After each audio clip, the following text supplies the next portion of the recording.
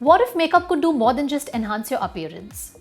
What if it could truly transform your confidence and mindset? Today we are joined by Nawar Raichura, a Dubai-based celebrity and multi-award-winning makeup artist whose 15 plus years of experience has made her a leading force in beauty across the UAE and UK. From working with stars of Dubai Bling and Love is Blind Habibi to appearing on London billboards advocating mental health awareness, Navar has used her artistry to empower women, boost self-expression, and redefine beauty as a tool for self-love. She is here to share her story, her inspiring journey, the philosophy behind her craft, and how makeup can also be so much more than just skin deep. Welcome, Navar, to F360 Lifestyle. How are you feeling today? First of all, thanks for having me here today. It's a pleasure. And I'm feeling great. We have a long conversation ahead. To just start with, from what we've known, you began your career in computing and teaching. Yes, so correct. what was that point when you thought that makeup was your true calling? When I was going to university, I didn't really used to wear makeup at all. I was one of those people, especially when you're in the computing world, it's more of a male-dominated field.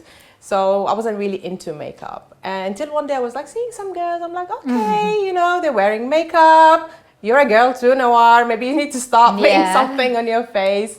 I started with doing my eyebrows. That was the first thing I've ever done.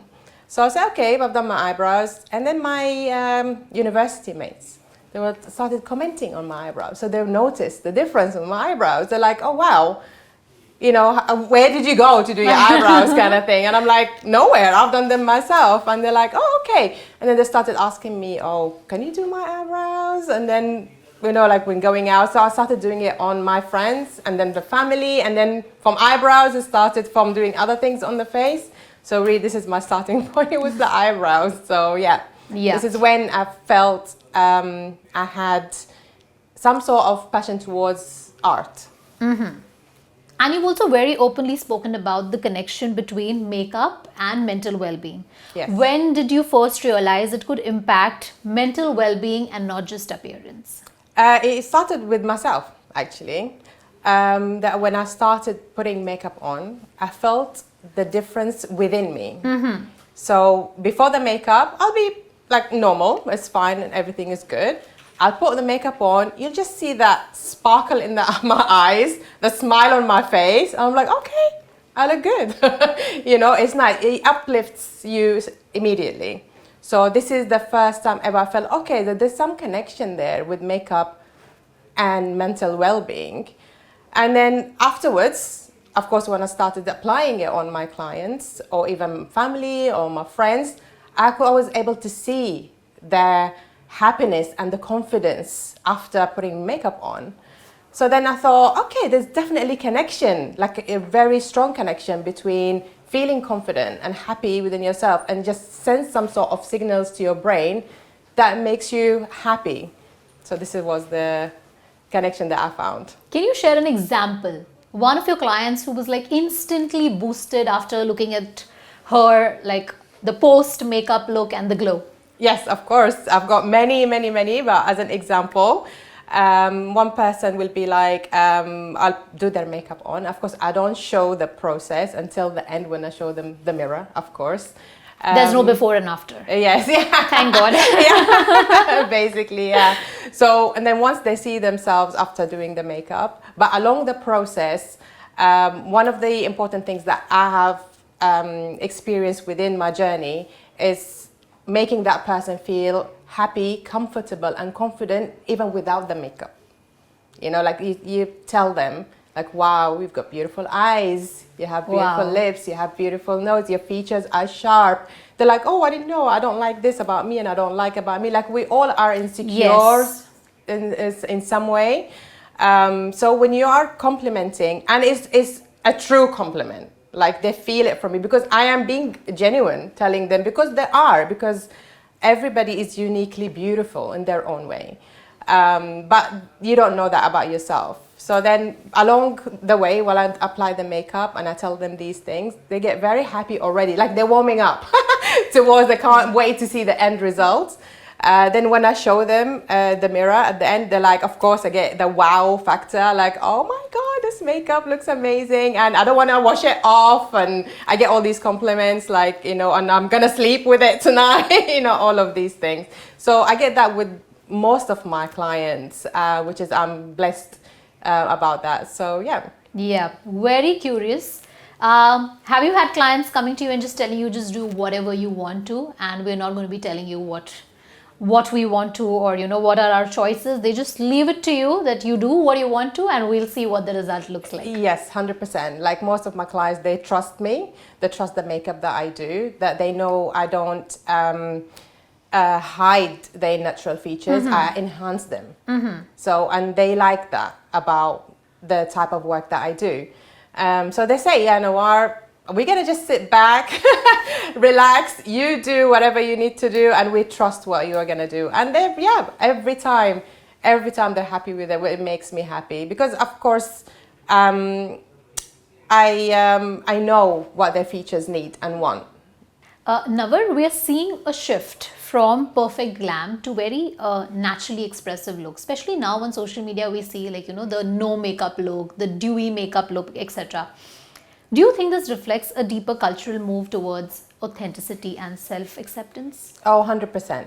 Absolutely. People now, that my clients ask me, Nawar, we want more of a natural glam, less makeup, not heavy makeup, just to emphasize the way they look and not hide their features. So I am seeing this a lot than before. Of course, before, some of my clients will be like, yeah, Nawar, hide as much as you can, hide as much as possible. I'm like, okay, why do you want to hide it? But if that's your preference, I can do that. But now it's the opposite. People are more happy with the way they look, which is good. There's a very positive point that people are going towards, that they're happier with the way they look. And they just want more of a glam, a soft glam that shows the features rather than hiding them. You spoke about soft glam. So in this case, what are the makeup trends that are truly empowering in 2025?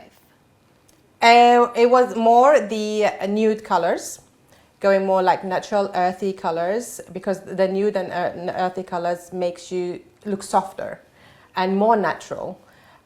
We will be the eyes, it could be the statement. Maybe you can put like a bold eyeliner and softer lips, or you can, or vice versa. You can have a bold lipstick and a softer eyes. And also the dewy skin, because skin comes first, as we all know. For the makeup to look good, your skin has to be also good. So everybody is also, like I've made, they all look after the skin, which is very impressive. That when I ask like my client their like beauty routine, I'm like, wow, people are really looking into their skin health, which is good. So then when they apply the makeup, it shows through that the skin is looking glowy. Hence the reason why they always want like soft makeup. So we're kind of away from the heavy contouring, for example. It's just more bronzing rather than heavy contouring. We use bronzers. The lips, tinted lip glosses rather than, for example, heavy, bold colors. Or if you're going to go for like a bold eye, then you go for softer tinted lip glosses. So that's the trend that's been, I've realized this year, and I believe it's going to follow to next year. However, I've seen people being more creative, which is nice, being creative, nice. Like we're doing like graphic liners, which is nice as well. Experiment, because makeup, I believe, is more of a self-expression. It's what you feel within yourself. It's how you want to present your appearance. There's nothing wrong or right. It's not one size fits all. It's how you feel from the inside that it will shine through the outside. Yeah, you spoke about those graphic liners. I think I remember the holographic trend, the silver, the green color, the golden color. It was everywhere and people loved it, okay? They were like, everybody was like trying their own ways to, neon colors as well. Neon colors as well. And very recently, even during Halloween, I saw this very crazy trend on the internet where people have like done whatnot, pink eyes and neon yellow eyes, and people are experimenting with colors because like you mentioned, it's self-expression. So 100%, Yeah. 100%. If it makes you put it on, and it Yeah. makes you happy, It makes you happy. so go for it. Yeah, do it. Why not? Again, it's art, and you're expressing yourself by saying, okay, I love these colors on me, and it's nice. It's nice when I see people like, asking me for these things as well. Oh, can you draw like a graphic liner? I'm like, yeah, of course I can. And I to be honest, as a makeup artist, sometimes I like to be like challenged more rather than, although I like the soft glam look, but when somebody asks me for like a bit more of like a graphic liner or board liner, I get really excited. I get really, because like, okay, now that the true art will come, it will show more, yeah. So everybody's happy about that. We spoke about self-expression. We spoke about experimenting with bolder looks and new looks. I want to know from you, do you think makeup artists have a responsibility to talk about mental health more openly? Yes, of course, because there is a huge connection between being a makeup artist and mental health, especially with their clients, because you are dealing with people, and personally and very closely. And makeup is one of the personal things that you do in life, of course. And when you know how your client mentally, everybody goes through like a downside day. Sometimes you wake up, you don't even know why you're feeling down, or upset about something. So as a makeup artist and you're going to see your client, you need to read your client. And you need to know if they are mentally okay.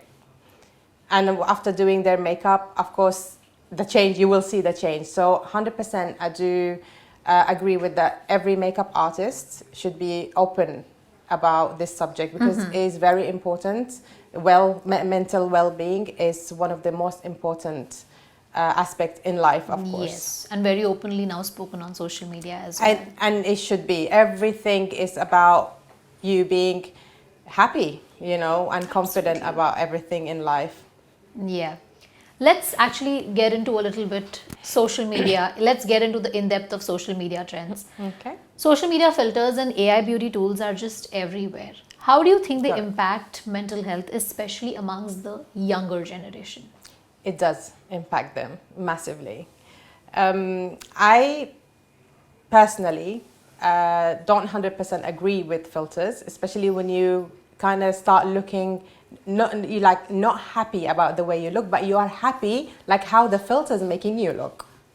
So we kind of maybe all use filters somehow, but for fun, that's fine. For just showing things, that's okay, but not believing the fact that this is how you look like, and you're not happy with how you are naturally looking like. So if you take it that way, then that's not the right way to take. But as you take it, like I said, for fun or just to show it. But everybody knows now when something is filtered or not filtered, which is fine, which is good as well. But for the younger generation, this is the problem here, because obviously their brain is developing. So if they start believing that from a younger age, they will never be happy with themselves the whole way until they get to the age that they're supposed to start wearing makeup. So I think that parents, they should be responsible when it comes to like teenagers and tweens as well. Yes. That they need to make sure that they can introduce them to makeup, but not in a heavier way. They should introduce them maybe to beauty side of it, like skin self-care. They can introduce them to how they can look after the skin. They buy them the right products, gentle to the skin, of course.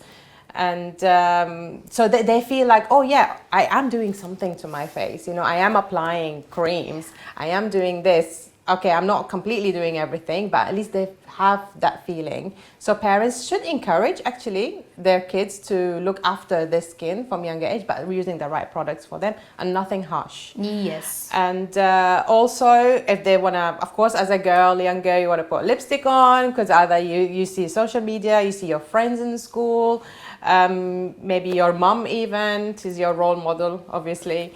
And, maybe instead of giving her a lipstick, maybe give her lip gloss. So she feels like, okay, I am applying something on my lips. but it's not a lipstick. It's a lip gloss, which is fine. I believe this is okay for teenagers to be using. And maybe when they are going to occasions or parties, maybe they can put a little bit of glitter here and there on their face as well, which is also fine, but nothing heavy.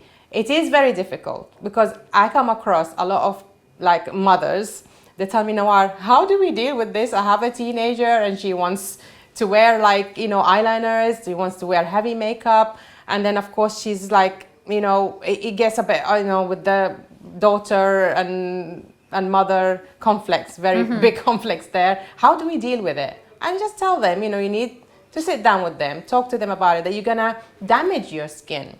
So by the age you get, like, I don't know, say 21, you're gonna look even older than your age because you're already damaged your skin. So just use it, but be like more sensible. Don't put too much, especially like they can't use like some acid products on their face, and some of them they do because they see it on TikTok or Instagram. These acids probably what we adults okay for us to use, but they think that they can't. The skin is so lovely and so radiant and so young, and it's still developing itself. So when you shed that layer of freshness in your skin, it's not going to be good later on. So they need to be educated. We go back to your achievements. Being featured on Billboard in London's Piccadilly Circus for mental health awareness campaign. Incredibly powerful. What did that moment mean to you personally, emotionally? What significance it holds even today? Personally, it's till this day, I say, oh, it's a pinch me moment. It's like, but you can pinch me. Still, I can't believe it that I was featured on the iconic London's Piccadilly's Billboard. It was a huge moment, of course, for me, but the main thing is the achievement behind how I made people feel in that campaign. This is the purpose of the whole campaign, of course.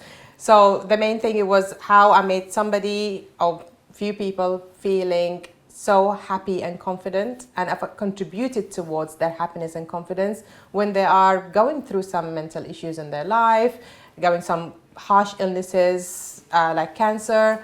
And I was one of the people who've contributed to their happiness and confidence, even if it's for a little while, but that meant the world to me.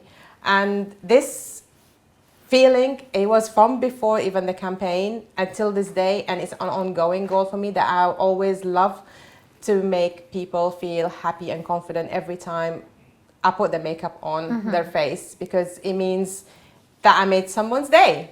I made them feel happy. I made them feel that, I like my features. I like how I look. I love how I look. And I'm the one who've contributed towards that. That means so much to me. Yeah. And you've also achieved, you've also won the Makeup Artist of the Year for 2 consecutive years, okay? Yes, and 2 consecutive years. That's not a very easy feat. What do you think sets your work apart from the rest of the people in the market? I'm not sure, because of course there's so many amazing makeup artists out there. They're brilliant, they're so good at what they do. But when I was judged by the British Association in Beauty Therapy and Cosmetology, they are the awarding body. They look as how your makeup artist as a whole, not just how you apply makeup, it's how educated you are behind that makeup. What do you know regarding the colors, the person's features, the bone structure, the skin tones, the customer service, the hygiene side of things. So they look at every single angle within that. So, which is, unfortunately, not many makeup artists follow this. Not many, because I have been a judge myself.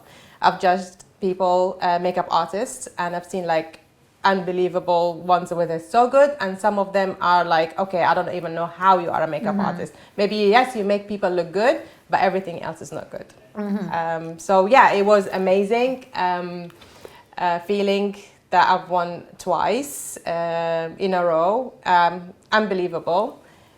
And it's just like a recognition, knowing like, okay, I'm good at what I do.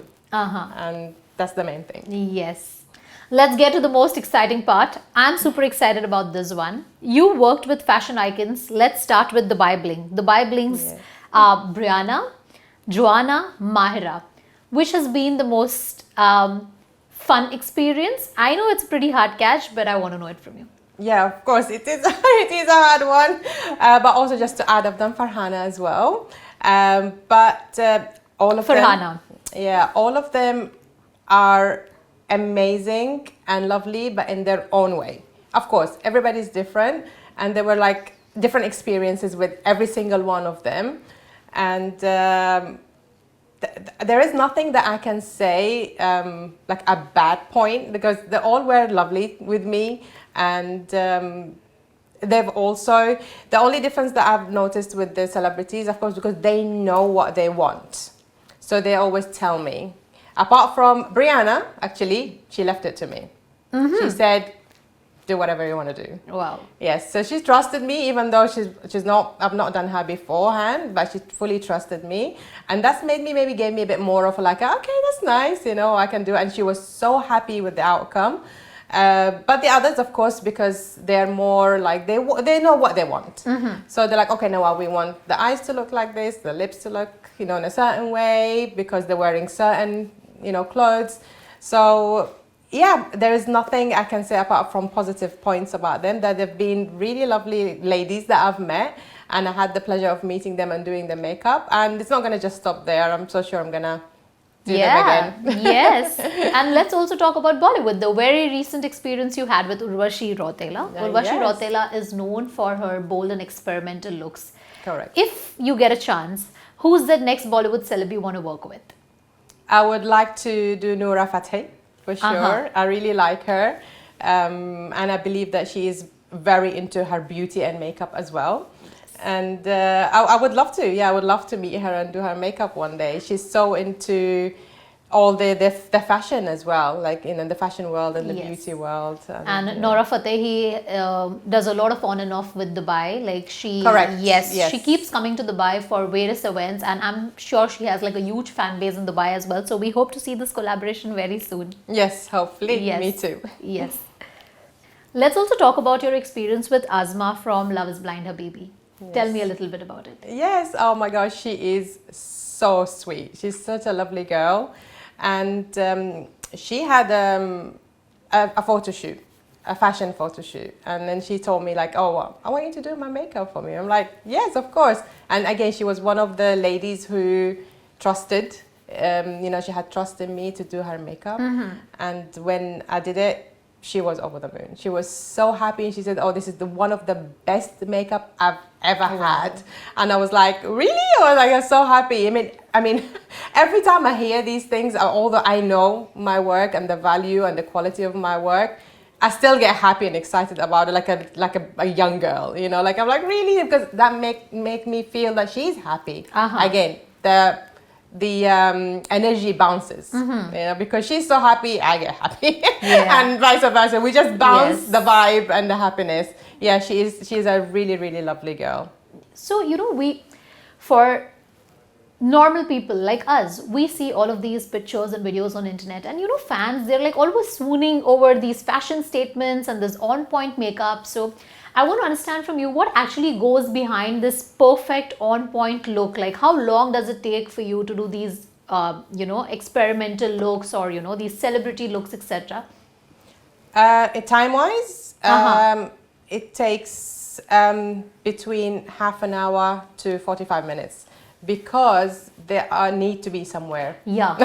It's under pressure. Yes. You know, they're like, okay, Noah, we need to be somewhere at this time. How long would you take? I said, okay, depends on the look, of course. It will take the time. It could be between half an hour to an hour. So the max will be an hour, I would say. And some is half an hour, because it has to be done within that time. So I'm under pressure doing the look that they want to within half an hour, and especially more under pressure when I don't even know the person. Yes. I don't know what they like, what they don't like. So I'm like, okay, Nawar, let's do this. And the other thing, they are always on their phone, because That's what we see in all the BTS that we see on the internet. They're always on their phones. Yes. There's somebody doing the hair, there's somebody doing the makeup. So we see that pressure, right, that makeup artists go through to, give the celebrity that kind of a look that the internet is left swooning over. So, yeah, exactly. So it's like, okay, you're on your phone, you're looking down, I need to do your makeup, I need to do your eyes, and she keeps looking up and down. I'm like, okay, excuse me, can you please just put your phone away for 5 minutes so I can just finish your eyes and you'll be good. You can go back to your phone. So yeah, this is the other thing that I've noticed in all of them, especially celebrities, because I understand why. Because they are under a lot of pressure themselves. They're going through their Instagram, maybe their emails or messages they're receiving, like you need to do certain things. So I understand they have to answer things like immediately, but at the same time, that makes my work a bit harder to do. But I just have to keep on telling them. I have to keep on telling them to stop it, and then I can continue with my work. Yes. And also your experiences with Taleen and Caroline from Real Housewives of Dubai. Yes, they both are amazing. And Taleen, she's a lovely girl. She's got a great sense of humor, which I'm so sure everybody's seen through the Real Housewives of Dubai. That is her. When you see her, that is Taleen. Like in real life as well. Yes. Yeah, she's just such a lovely, lovely person in every way. And Caroline as well, when you see her on, for example, before meeting her or seeing her on Real Housewives or like on her stories, that is Caroline as well. Yeah. When you meet her in person. Because in social media, sometimes people come differently behind the screen, and then when you see them, they're different. Yes. A lot of people are like that.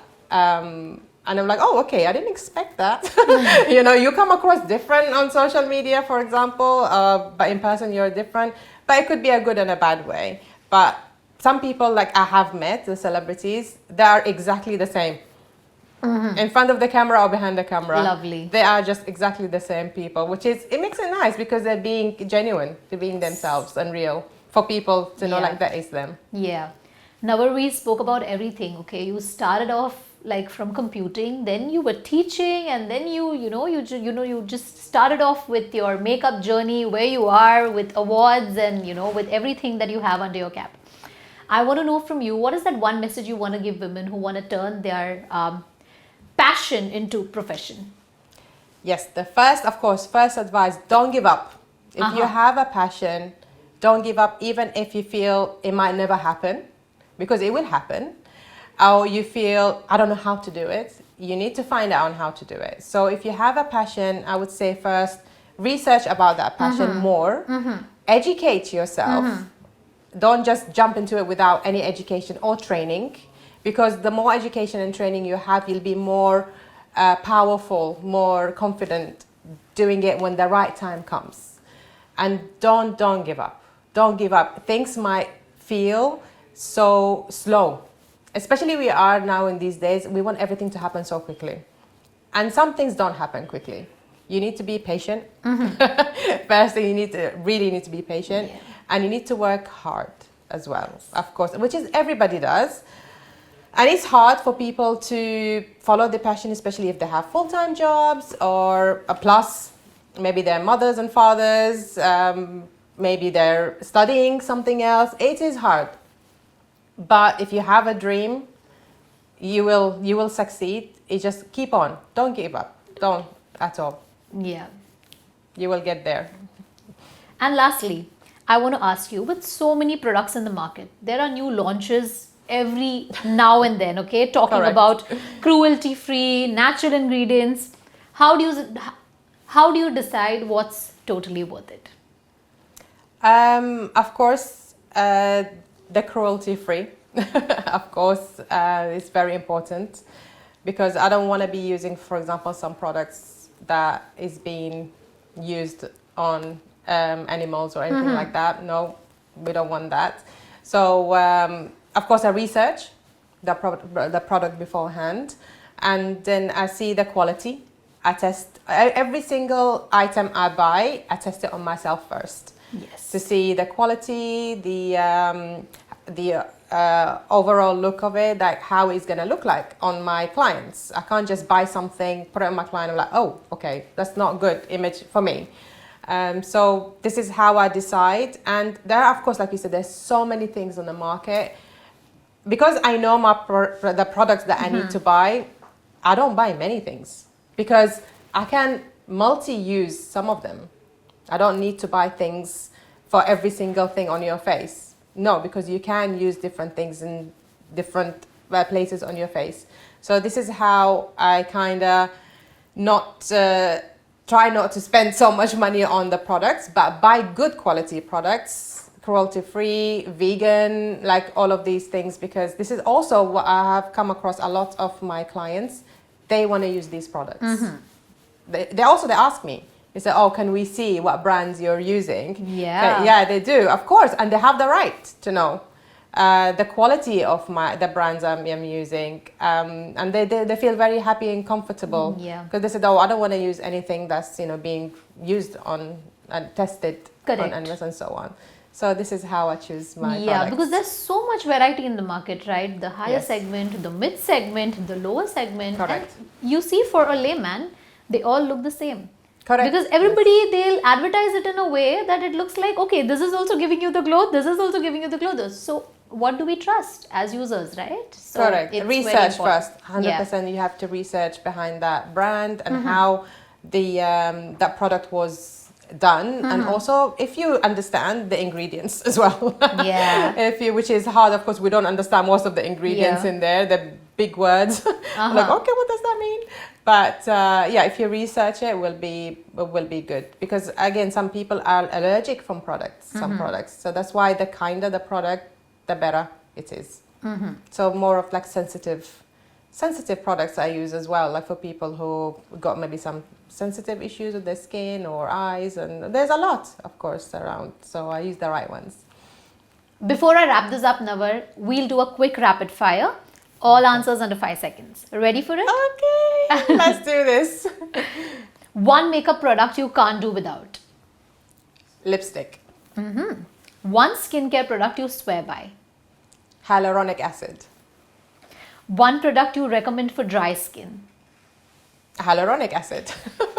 One thing that's always in your bag. Lipstick and lip liner. One social media trend you think should just go away. Heavy contouring. One social media influencer you really admire. Huda Beauty. Oh, Huda Katsan, I would say. Bold or subtle, what do you prefer more? It depends on the look that you want to go for. It depends on how you feel on the day. If you want to go bold, you can go bold. If you go subtle, you can go subtle. So I don't have a specific answer to this. Both are just as good. One makeup hack to avoid a very patchy base. It's using oily products. I think this is a good recommendation for dry skin, especially in the UAE. Yes. Okay. 100%. Yes. Can makeup be a form of therapy? Yes or no? Yes. Oh my God, a big yes. It is. Very therapeutic. Filters, fun tool or mental health risk? It is it's a bit of both. It depends on how you use it and how you're mentally translate it in your brain. So it is a fun tool, but some people take it seriously and they think that this is how they want to look.